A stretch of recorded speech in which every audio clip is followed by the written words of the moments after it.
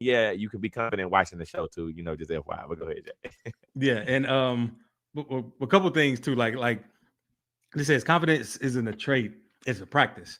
And I've even experimented where I've went into a situation purposely not confident and saw people's reactions to me, and then in the middle of it turned confident, and I just saw like people couldn't understand. It's a fun thing to do. I say everybody should try it. But you have to be confident to be not confident, and that's a whole another thing.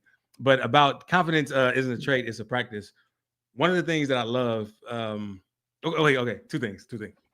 So when me and you were selling CDs, we talked about this all the time. And where were we? We were in Miami. We were selling CDs to a bunch of strangers, people we didn't know. I was more confident because I knew that you were doing it too. Like for me in that situation, I did what is necessary because I'm like, man, I got to do this. I got to find a way to be confident. I don't feel confident in just running up to all these people, but my boy Troy with me and he doing it too. So I'm going to use that as the confidence. And we were able to like, sometimes it'd be groups of 10 people at one time. We'll stop and just sell it to them and they'll have the meanest faces ever. But I did what I needed to do to have that confidence in that moment. And then, so it was being practiced. But secondly, Troy, I want you to share with everyone, if you don't mind, what you have your kids say every day that I think is amazing, that everybody should adapt this in some way or another. But go ahead.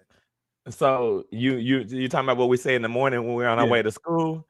Also, every morning, and again, the reason why I do this is also a byproduct of something that I did when we were doing perfect mode. So mind you, when there was a point when we are going through this transition where I said, why wouldn't we start our days out the best way possible? It doesn't make like, why would we go into the day not giving ourselves the opportunity, whether we believe it or not in the beginning, to have our best foot forward?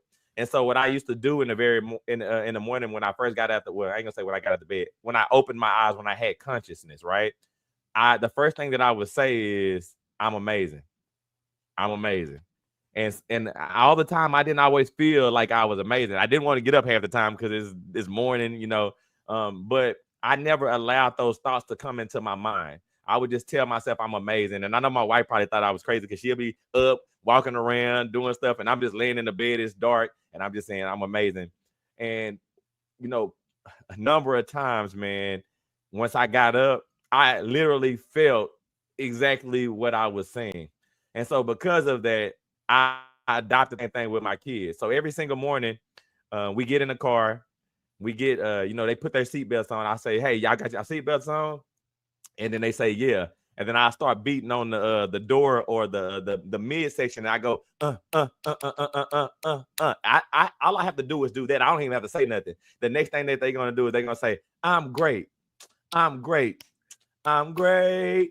I'm great. And we do like a round of like 4 bars today while we're driving. And that's the first thing we do no matter what. And the reason why is because I know that I don't know what challenges are coming for them for the day, but I want them to start their day out confident. And you want to talk about the practice, the mental practice of saying I'm great over and over again, knowing that I have to start my day out like that. I think that's the reason why my kids are as successful at school, because it's not that they don't have any other options, but they're choosing the option that's the loudest and most prevalent to them. What I love about that too is, like, I don't know if you remember, but a long time ago you told me that one time your youngest son, he was not in the best mood, and he started doing it, and he couldn't resist. Like, you were hitting the beat, his older brother was singing it, and he couldn't resist, and he stepped into it, and that instantly changed his mood, and that would instantly change anyone's moods. And it's like, why don't we start our day like that more often? See, again, and that's the funny part about it, bro.